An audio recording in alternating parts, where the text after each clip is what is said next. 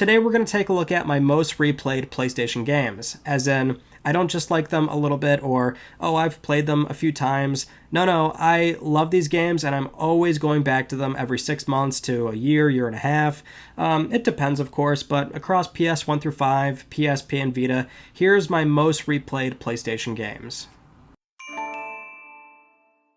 So let's start off with PS1, and looking at the list of games that I pulled out here, I don't think there's anything surprising at all if you've been watching for a while, so if you have a good idea of what I like and also the kind of games that I've talked about so many times over the years. There might not be anything surprising in here, but hopefully you'll enjoy the conversation at hand. So for PlayStation 1, let's start with Spyro, Year of the Dragon. So this one I play a lot, and it's a good example of how, in terms of an overall franchise, we can cherry pick the game out of that franchise that I have played the most. So for Spyro at least, and in the context of Spyro, 1 through 3 is where most seem to agree that's, those are the original best entries. And so for me, it's Spyro, Year of the Dragon, which oddly enough, I find that for most other fans, this is their least favorite. This is my most favorite. And I don't know what it is in particular, probably because the extra characters didn't bother me at all. I kind of like how they are unique in terms of how they play, and they don't overstay their welcome. So often when you're playing a game that has exotic gameplay elements, so that would be something that is atypical of the entire experience, they often are annoying or clunky, or you just don't like them whatsoever. And that was not me with this game. And also Spyro overall, I mean, it's a very approachable, easy, fun platformer that, when it's often compared to like Crash Bandicoot, right? And I like Crash Bandicoot, but it's very low on the replayability spectrum because it's just a very difficult game. I'm not, one to shy away from, difficult or challenging games. I like them a lot, but they're just low in terms of replayability for me. Well, I guess Crash in particular, because there's other games in here that might not fit that criteria. But Spyro, I generally like games that are on the shorter side, and they are very completionist-esque, if that makes sense. I'm kind of making that up on the spot, but Spyro with the gems and the environment, it's a very easy game to 100%, or in this case I think it was 121 or 114%, don't remember exactly, but I always go back to this one, and of course the Reignited trilogy. But we just talked about Crash, so Crash Bash is my favorite Crash Bandicoot, party game, I should say, because obviously this is not a typical Crash Bandicoot game. It's something where it's very much a party game, so it's best played with more than one person. You can do up to 4. I find the best way to play this game is with another person, and you can go through it as a campaign experience, which is a little bit weird, right? Because it's very much a party-focused game, but you can do a campaign with all these mini-games, and the mini-games are... There's not many, but there's a lot of modifiers throughout the experience. So as you go through different levels and different bosses, the experience tends to modify in very unique ways that make it a lot more difficult. So even in a party experience, Crash Bandicoot is still very hard, but it's a lot more fun and enjoyable when you've got somebody that you're playing with. And I'm telling you, some of the most fun I've ever had is playing this game with close friends, and that's why I'm always going back to a PS1 party game. In fact, longtime viewers will remember I did a Let's Play with my friend Brandon, and to this day, after 10 years of being on YouTube, that's one of my favorite videos that I ever recorded. My eyes are watering right now. I can't play the game because my eyes are watering. I don't even care about you. I'm trying to score on you. Every man for himself. Hold on. Oh, God. Oh, God. PlayStation 2. Well, we can get this one out of the way very quickly. Jak and Daxter. It's the channel avatar, and yes, it's the first game that I replayed the most, and I know this is the Japanese cover. Right now I'm replaying this for the min-max discussion on the deepest dive for this game. Jak 2, of course, is the channel avatar, and I do like Jak 2 the most out of the original trilogy. Well, you can also throw in Jak X there, I guess, but I do prefer Jak 2, but I've replayed Jak 1 the most, and it is the most replayable of those 3 games because it very much fits the same criteria as Spyro, where it's a very approachable game. Of course, for its time, this game did so much did so many incredible things, and that's what I'm finding out, in that deep dive discussion on Min-Max, is that for a lot of people playing the game for the first time, they're noticing how it's just so expressive with Jack's animations, and how it's a complete open world with no cutscenes, and those very much were those were huge deals at the time, and it's refreshing to hear that again nowadays for people playing the game for the first time. But Jack is very much a simple, approachable platformer that is very colorful, bright, unique environments. The Precursor orbs are always out in the open. They're not hard to find. There's only a handful in there that will really give you a problem, but it fits that completionist criteria that I outlined, where it doesn't make it overly difficult. I like where you can collect a bunch of things in a game and you don't need to look up a guide or follow some sort of video walkthrough or something, right? If it can do all those things and also offer just a really great experience and anywhere from 5 to 10 hours, then I love it. And good segue to the next one, which is Sly Cooper and the Thievius Raccoonus.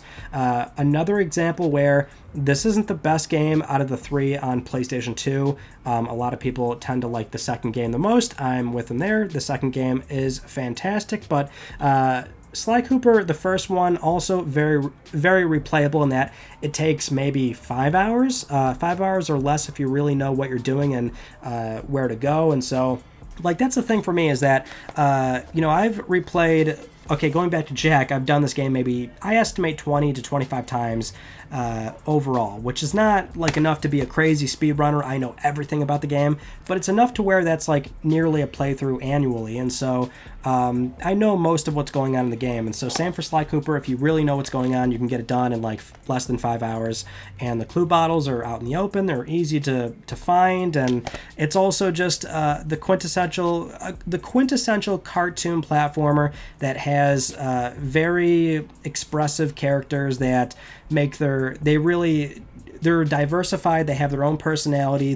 There's nothing samey about Sly Cooper and the roster going on, right? Or the story that it's trying to tell. And so in terms of a foundation-based game for the eventual sequels, it's just so good. I love Sly Cooper a lot, and I've always been partial to Sly versus, if we're going back to the PS2 platformers here, number 1 Jack, Sly 2, Ratchet 3. Ratchet, not a bad thing, but Ratchet is technically lower on that totem pole for me. Next would be Katamari Damacy. The first one, also very replayable as well. It's not necessarily something where it's the best game.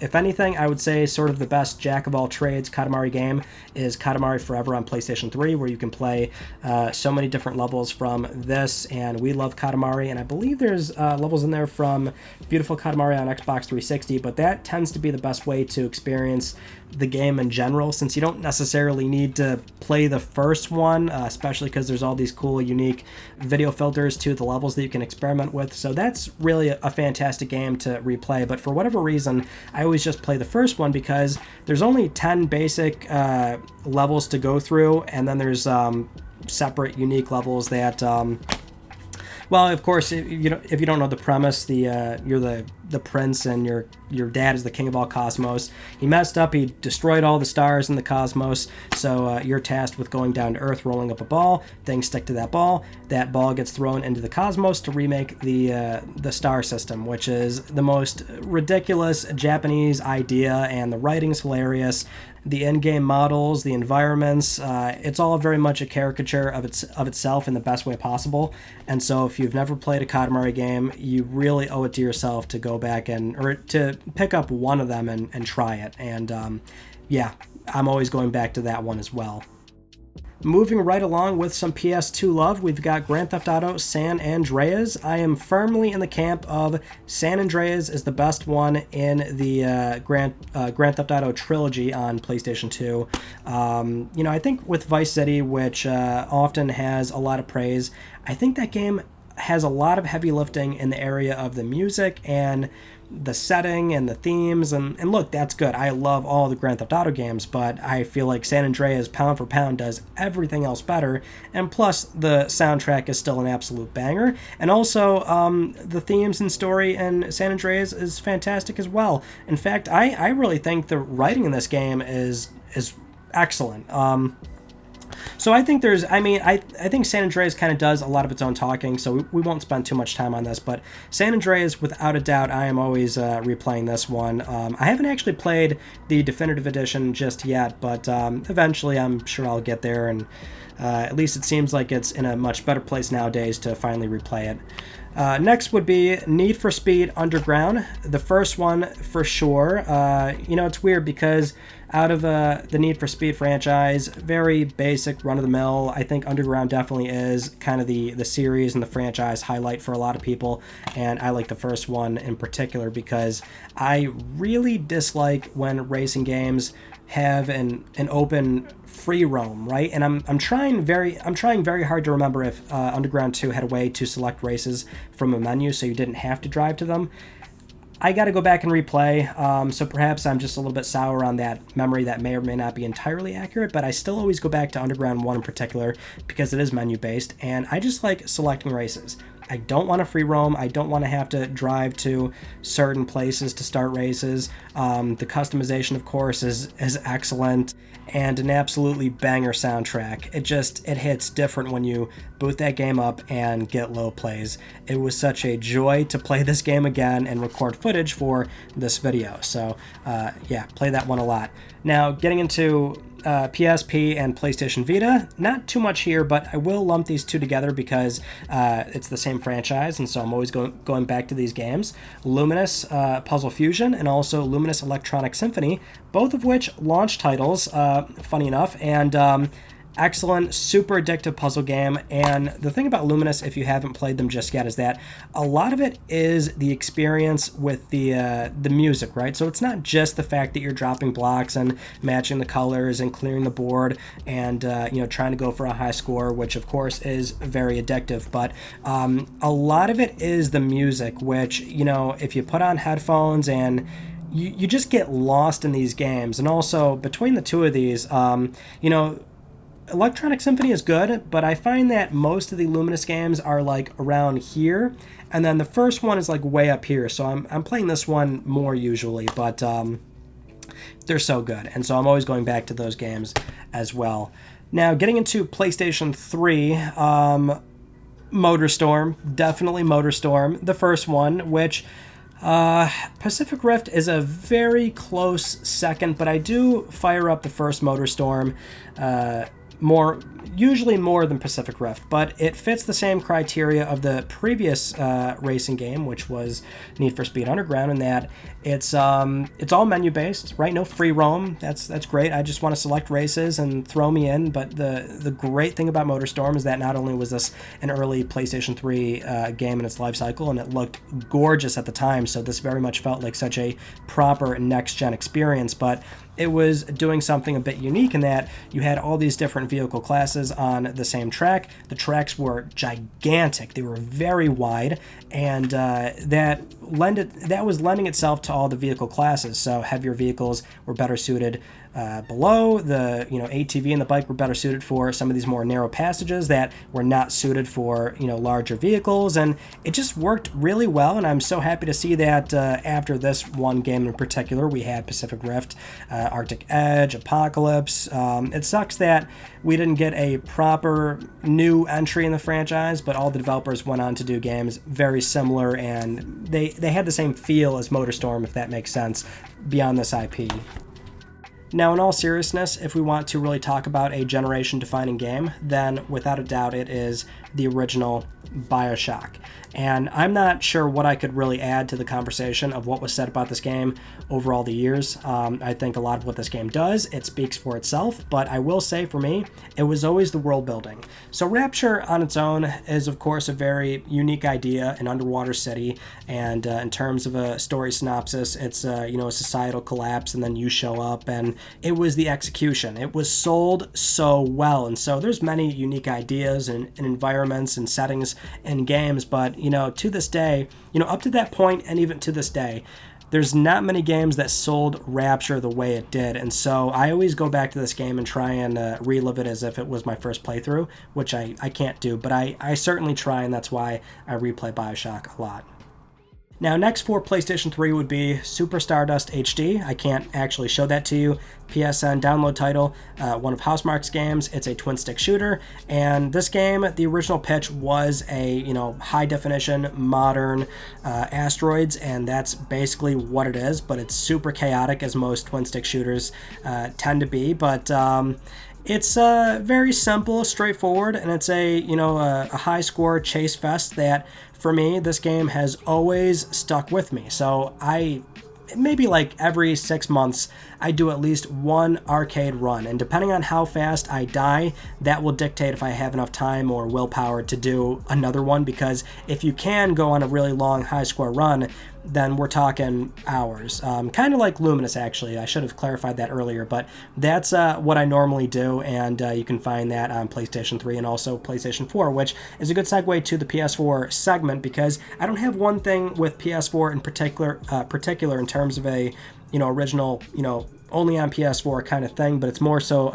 it's something else where PS4, as we have not talked about just yet, is a great place for modern accessibility. So on PlayStation 4, there is a lot of ways to play all these games that I went over. So that's why nowadays I'm playing a lot of these games on PS4. So that would be the Spyro Reignited Trilogy, which pound for pound is a fantastic remake.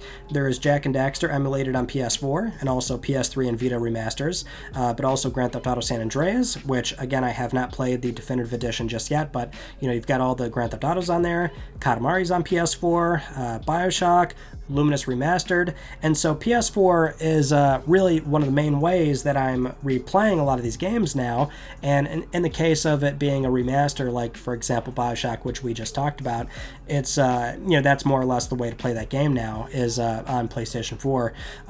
Well, if you're primarily playing on console, of course, but yeah, that's just PS4 has been a great way for me to more accessibly get access to replaying these games again, right? Especially like even Luminous Remastered. So it was always a bit of a pain to, lug out a PSP, make sure it's charged, just to experience the music and the skins on that entry in particular. And so having Luminous Remastered come out was fantastic. So PS4 in many ways fits a lot of, fills in the blanks on a lot of these games that have often been a bit of a chore to go back to. And for PlayStation 5, of course it's a brand new console, so it's not been out for too long, but I can somewhat confidently say that, and I'm already noticing this for my habits, it's Returnal, another Housemarque game. So I was not joking when I originally played the game. After it came out, it was my game of the year, and it's my favorite PS5 game. I don't want to say by far, but it's passed by a wide margin here compared to other PS5 games. It's just, it's excellent. It's an excellent roguelite, I guess I should say. Certain elements do carry over in different runs, but not only does it have a very mysterious and kind of creepy narrative that is hard to break down and digest, but not only is there that, but it's just the most gameplay heavy third-person shooting game that I've played in a long time, that it just works so well. And I will admit, after you've played through the main story, which there's two basic sections to it where it kind of loops over, after you've done that a few times, that tends to get a bit stale. And what really reignited it was the Tower of Sisyphus update, which also has new story beats to it, but once you experience those, you can go back to just chasing high scores throughout the tower, and that's where it really takes Returnal's gameplay and turns it on its head and amplifies it, because in the main playthrough you can kind of go at your own pace and explore the the room that you're in, and take your time with decisions. You can't do that in the Tower of Sisyphus if you want a high score. You are encouraged to move on to the next room, collect, next room, firefight as fast as you can out of that room, no matter how chaotic it gets, and keep moving. And it's so addictive. And so I've already gone back a few times for the tower, and Recently, the scoreboard was reset, so still got to go back and set a new one, but since that update came out, I feel like I'm definitely going to be hitting up Returnal more and more often, especially now that it's on PS Plus Extra, where I can have the disc as sort of a, a collection thing, but now it's saved locally on my PS5, so that's going to be a very good excuse to always go back and replay that, but we'll see in a few years if it really is going to be my most replayed PS5 game. Now that's pretty much everything, which again, I've done these a lot. So not just like, because I've done games where it's like, 2-3 playthroughs. No, these are unusually high. And again, I think Returnal is going to fit the same mold of what these other games have, but the jury is still out on that one. But thank you so much for watching. If you haven't just yet, please consider subscribing for the best PlayStation news, reviews, and updates that are here on YouTube. You can also follow me on Twitter @MysticRyan, and that is it. I will see you all in my next video. You take it easy.